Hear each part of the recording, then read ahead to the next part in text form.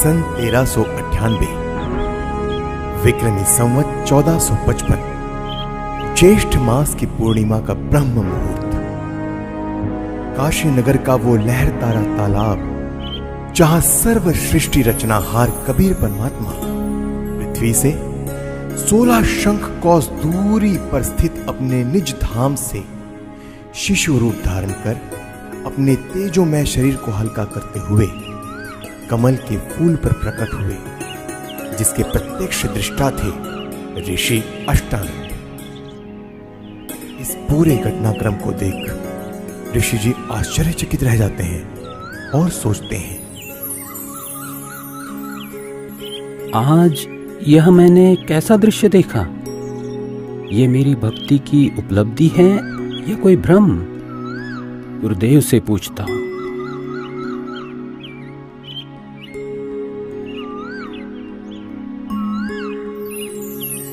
ऋषि अष्टानंद जी के गुरुदेव थे स्वामी रामानंद जी, जो कि विष्णु जी के उपासक थे और वैष्णव धर्म का प्रचार किया करते थे, जिसके लिए उन्होंने 1400 ऋषि शिष्य प्रचारक रूप में भी बना रखे थे।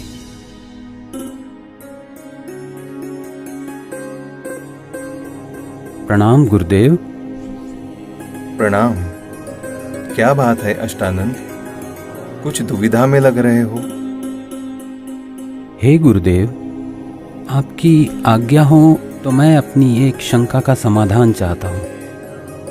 कहो, क्या बात है?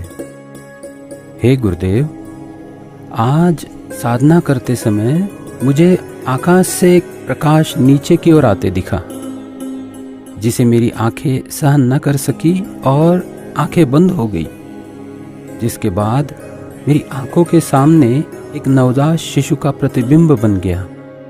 पुनः आंखें खोली तो वह प्रकाश तालाब के एक कोने में सिमटता हुआ दिखाई दिया। हे गुरुदेव, कृपया मेरी शंका का निवारण कीजिए। यह मेरी भक्ति की कोई उपलब्धि है या कोई दृष्टि दोष? हे ऋषि जी, यह न तो भक्ति की उपलब्धि है और न आपका दृष्टि दोष। इस प्रकार की घटनाएं उस समय होती है जब ऊपर के लोकों से कोई देव पुरुष पृथ्वी पर अवतार धारण करने के लिए आते हैं और किसी स्त्री के गर्भ में निवास कर फिर बालक रूप धारण करके लीला करते हुए अपना अपेक्षित कार्य पूरा कर जाते हैं। अष्टानंद, कोई देव पुरुष ऊपर के लोकों से आया है।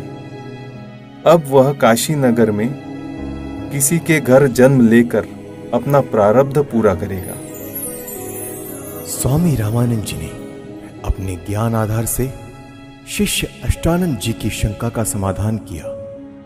स्वामी जी का मानना था कि अवतार मां के गर्भ से ही जन्म लेते हैं, लेकिन स्वामी जी को यह ज्ञान नहीं था कि यहां कोई अवतार गण नहीं, बल्कि स्वयं पूर्ण परमात्मा अवतरित हुए हैं, जो किसी माता के गर्भ से जन्म नहीं लेते।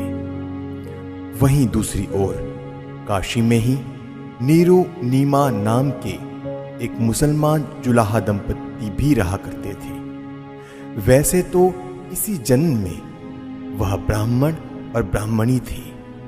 नीरू का नाम गौरी शंकर और नीमा का नाम सरस्वती था। उनकी कोई संतान भी नहीं थी। वह भगवान शिव की भक्ति करते थे और शिव पुराण की निस्वार्थ कथा किया करते थे।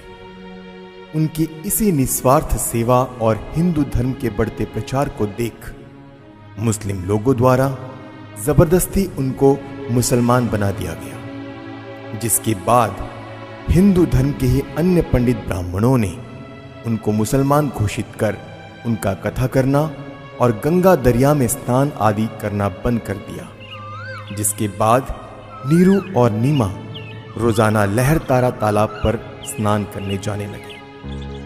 भले ही उनको मुसलमान बना दिया गया था, परंतु अब भी भगवान शंकर के प्रति उनकी अटूट श्रद्धा थी।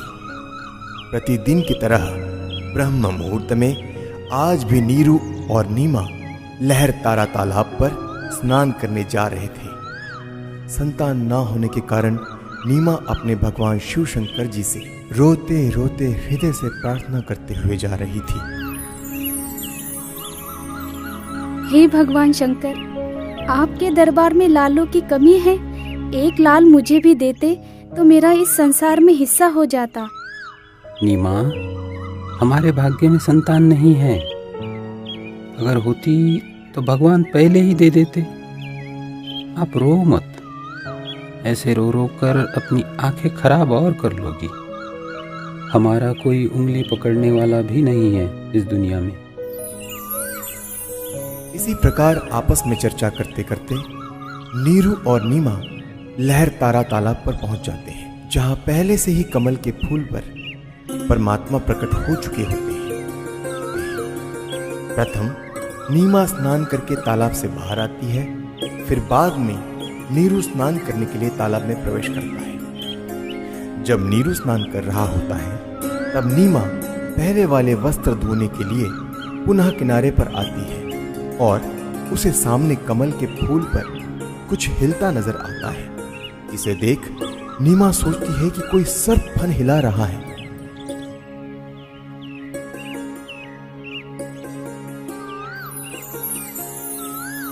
देखना जी, कमल के फूल पर बालक है। कमल के फूल पर बालक है। ये तो बच्चे की चाह में बिल्कुल पागल हो गई है।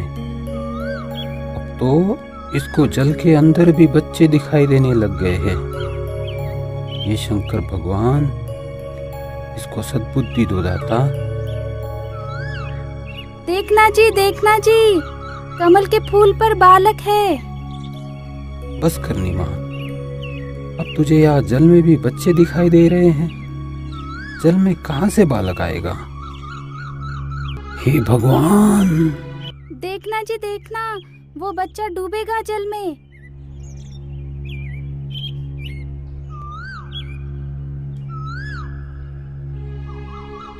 यह बालक पता नहीं किसका है। अब इसको हम घर लेकर जाएंगे तो नगर के लोग पूछेंगे कि किसका बालक चुरा कर लाए हो। हम बताएंगे कि कमल के फूल पर मिला तो कोई यकीन नहीं करेगा। इस बालक को भी छीन लेंगे और पिटाई करके नगर से भी निकाल देंगे।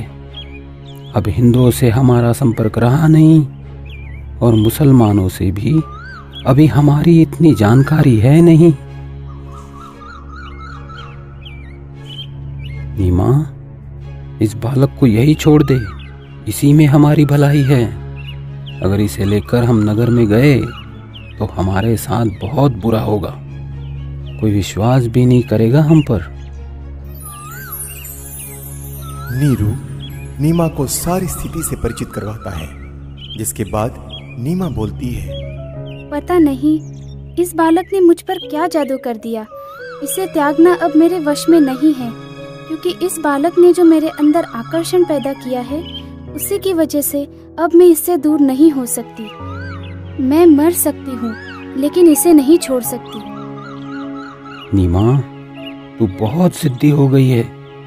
मैंने तुझसे आज तक गुस्से से भी नहीं बोला, यह सोचकर कि तू पहले ही संतान के वियोग में दुखी रहती है, परंतु अब मेरे प्यार का नाजायज फायदा उठा रही है। देखो जी, आप कुछ भी कहो, लेकिन मैं इस बालक को नहीं छोड़ सकती। नीरू के काफी समझाने के बावजूद भी नीमा नहीं मानती। तब नीरू ने रोते हुए आंखों में आंसू लिए पहली बार नीमा के ऊपर हाथ उठाया और बोला, रख दे इस बालक को यही, नहीं तो तुझे थप्पड़ मारूंगा। नीरू, मैं तुम्हारे लिए ही आया हूँ। मुझे घर ले चलो, तुम्हें कोई कुछ नहीं कहेगा। ये क्या बालक बोल रहा है? जरूर यह भूत प्रेत या कोई सिद्ध पुरुष है। हे शंकर भगवान, लाज रखना। यह विचार कर नीरू चुपचाप बच्चे को घर ले जाता है। परमेश्वर का शरीर बहुत सुंदर था। आंखें जैसे कमल के फूल हो, घुंघराले बाल, लंबे हाथ और उनकी लंबी लंबी अंगुलियां। शरीर से मानो नूर झलक रहा हो। पूरी काशी में ऐसा अद्भुत बालक नहीं था। नवजात शिशु रूप परमेश्वर कबीर जी को देखने के लिए पूरा काशी नगर उमड़ पड़ा। जो भी बालक को देखता तो उसके चेहरे से दृष्टि हटाने को दिल नहीं करता। शिशु रूप परमेश्वर को देख आत्मा अपने आप खींची चली जाती। देखते ही देखते स्त्री पुरुष झुंड के झुंड बनाकर मंगल गीत गाते हुए नीरू के घर बच्चा देखने को आने लग गए। परमेश्वर कबीर जी को देखकर कोई कहता यह बालक तो देव अवतार है, कोई कहता कि यह तो साक्षात विष्णु जी आए हैं, कोई कह रहा था यह भगवान शिव ही अपनी काशी नगरी को कृतार्थ करने के लिए उत्पन्न हुए हैं। अपनी अपनी समझ के अनुसार कोई कुछ कह रहा था तो कोई कुछ। यह सब सुनकर नीमा अप्रसन्न हो जाती है। मेरे बच्चे के विषय में कोई कुछ मत कहो। तुमने कभी बच्चा देखा भी है कि नहीं? ऐसे समूह के समूह मेरे बालक को देखने आ रहे हो। नीमा, हमने बालक तो बहुत देखे हैं, परंतु आपके बालक जैसा कभी नहीं देखा, इसीलिए हम इसे देखने आए हैं। हे भगवान शंकर, इनकी नजर से मेरे बच्चे की रक्षा करना। नीमा ने बालक रूप में परमेश्वर कबीर जी को ज्यों ही दूध पिलाने की कोशिश की तो परमेश्वर ने मुंह बंद कर लिया। सर्व प्रयत्न करने पर भी नीरू नीमा बालक को दूध पिलाने में असफल रहे। 25 दिन बीत गए परंतु बालक ने कुछ नहीं खाया पिया। माता पिता चिंतित हो गए कि बच्चे को किसी की नजर लग गई है। लेकिन भले ही 25 दिन हो गए फिर भी बालक रूप में परमेश्वर का शरीर पूर्ण रूप से स्वस्थ था। परंतु नीमा को डर था कि बिना कुछ खाए पिए यह बालक जीवित कैसे रहेगा, इसकी कभी भी मृत्यु हो सकती है। यह सोचकर एक दिन नीमा फूट फूट कर रो रही थी और व्याकुल होकर भगवान शंकर से रह रह कर प्रार्थना कर रही थी कि हे शंकर भगवान, या तो ये बालक देना ही नहीं था, जैसे तैसे रो धो कर मैं अपना जीवन व्यतीत कर लेती, और अब दिया है तो ये मुझसे छीनो मत, इसके बिना मैं नहीं रह सकती। ये बालक मरेगा तो इसके साथ मैं भी मरूंगी। तब परमात्मा जो अजर अमर अविनाशी हैं भगवान शिव को प्रेरणा करके बुलाते हैं, क्योंकि उन्हें पता था कि मैं तो मारूंगा नहीं पर मेरी चिंता में जरूर मर जाएगी। क्यों रो रही हो बेटी? क्या परेशानी है आपकी? हे महात्मा जी, हम निसंतान थे। 25 दिन पूर्व भगवान शंकर जी ने यह बालक हमें दिया, लेकिन अभी तक इस बच्चे ने दूध नहीं पिया। सभी कोशिशें करके हम थक चुके हैं। आज भी इसने कुछ भी आहार नहीं किया। मैं इसलिए रो रही हूँ कि अब यह बालक मरेगा और इसके साथ मैं भी आत्महत्या करूंगी। आपका बालक मुझे दिखाइए। इस बालक की लंबी आयु है, यह मरने वाला नहीं है। देख नीमा, कितना स्वस्थ है, कमल जैसा चेहरा खिला है। हे विप्रवर, बनावटी सांत्वना से मुझे संतोष होने वाला नहीं है। बच्चा दूध पिएगा तो मुझे सुख की सांस आएगी। हे शंकर जी, आप इन्हें कहो एक कुंवारी गाय लाए, जिस पर आप अपना आशीर्वाद भरा हाथ रखना, फिर वह दूध देगी। मैं उस कुंवारी गाय का ही दूध पीऊंगा। बेटी, अपने पति को बुलाओ। नीरू, एक कुंवारी गाय ले आओ और साथ में कुम्हार के घर से एक घड़ा भी लेकर आना। वह बछिया दूध देगी, उस दूध को यह बालक पिएगा। नीरू कुछ देर बाद ही एक बछिया और मटका लेकर आ जाता है, जिसके बाद परमेश्वर कबीर जी के आदेशानुसार विप्र रूपधारी शिव जी ने उस कुंवारी गाय की पीठ पर आशीर्वाद भरा हाथ रखा।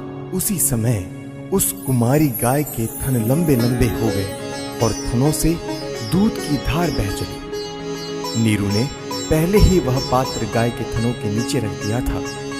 दूध का पात्र भरते ही थनों से दूध निकलना बंद हो जाता है। फिर उस दूध को शिशु रूपधारी परमेश्वर कबीर जी ने पिया। नीरू नीमा ने ब्राह्मण रूपधारी भगवान शिव के चरण लिए। तत्पश्चात विप्र रूपधारी शिव जी वहां से चले जाते हैं।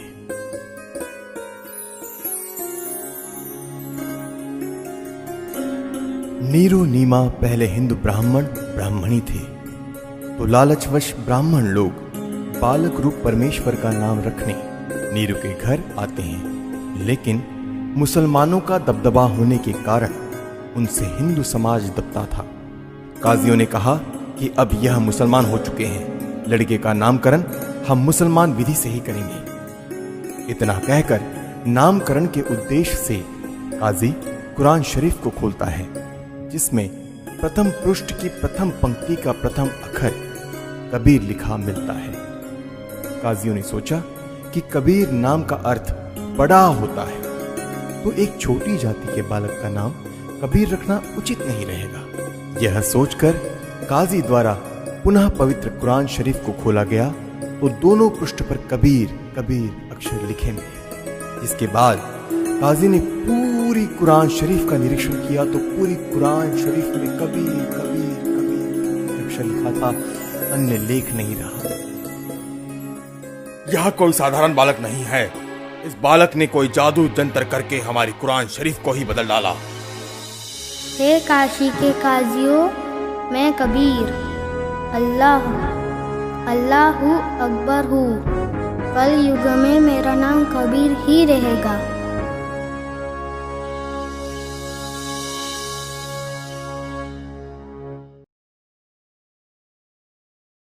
ये अनमोल ज्ञान जगत गुरु तत्वदर्शी संत रामपाल जी महाराज के सत्संगों का अंश मात्र है।